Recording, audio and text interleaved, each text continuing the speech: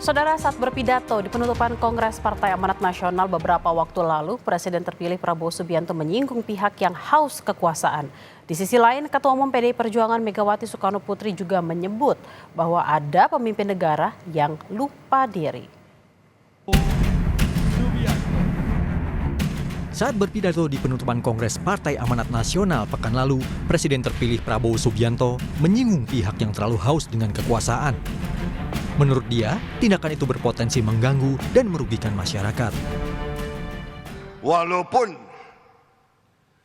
mereka-mereka yang terlalu haus dengan kekuasaan dan kadang-kadang kekuasaan itu hendak dibeli, hendak diatur, hendak dikendalikan oleh kekuatan-kekuatan lain, kekuatan-kekuatan di luar kepentingan rakyat. Nah, ini yang bisa mengganggu dan bahkan merugikan suatu bangsa. Ketua Umum PDI Perjuangan Megawati Soekarno Putri menyinggung ada pemimpin negara yang lupa diri. Megawati tidak membeberkan nama pemimpin yang ia maksud. Meski begitu, ia menyinggung pemimpin negara lupa diri setelah melihat situasi negara saat ini yang semakin tidak karuan, di mana hukum dan etika dipermainkan. Betapa sangat berbahayanya sistem hukum yang melupakan etika dan moral, terutama hati nurani. Nah, apalagi kalau sampai yang pimpinan negara itu pun sudah lupa diri. Saya suka pikir deh, orang yang tega melakukan TSM itu orang pengecut, tahu nggak? Tulis tuh gede-gede. Tidak punya karakter. Yang pengecut dong. Kok bangsanya sendiri dibegitukan? Saat pengumuman bakal calon kepala daerah dan wakil kepala daerah tahap 3 PDI Perjuangan, Sekjen PDIP Hasto Kristianto menyindir soal pelanggaran konstitusi. Hasto menyapa mantan Menteri Hukum dan HAM yang juga menjabat Ketua DPP PDI Perjuangan Yasona Laoly. PDIP tetap memanggil Yasona dengan sebutan Mas Menteri. Karena Hasto berasumsi jika Yasona masih menjabat menteri, tidak akan ada kejadian pelanggaran konstitusi seperti yang terjadi beberapa waktu lalu.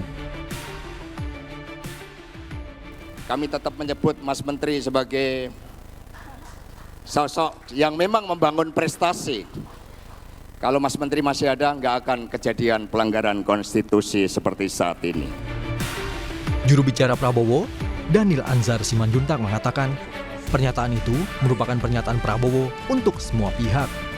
Prabowo melihat ada pihak yang ingin menghilangkan kekompakan di kalangan elit politik, termasuk yang ingin mengadu domba antara Prabowo dan Jokowi. Namun Daniel tidak menjelaskan sosok yang dimaksud. Pesan jamak yang disampaikan Pak Prabowo untuk semua pihak yang ingin melakukan hal-hal yang merugikan kepentingan negara, merugikan kepentingan rakyat banyak. Pak Prabowo melihat fenomena itu belakangan ini, ditambah lagi misalnya ada pihak-pihak yang memang tidak ingin ada kekompakan, keguyuban di kalangan elit politik, sehingga berusaha terus mengadu domba semua elit politik. Sementara saat hadir di Kongres Partai Nasdem, Presiden Jokowi dan Ketua Umum Surya Paloh saling sindir dalam candaan. Jokowi juga bilang ada pihak yang datang beramai-ramai dan pergi meninggalkan ramai-ramai. Sementara Surya Paloh menyoroti pembuatan undang-undang di Indonesia.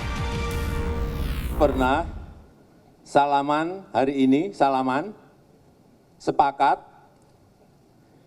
lalu seminggu kemudian beda. Gak apa-apa, saya kira sangat bagus. Biasanya datang itu rame-rame. Terakhir, begitu mau pergi, ditinggal rame-rame.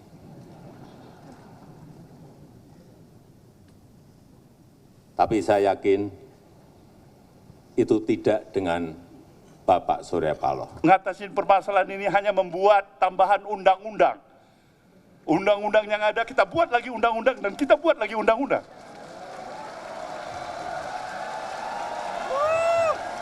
justru kita terjebak untuk melihat betapa kita mulai mencoba mensiasatin undang-undang.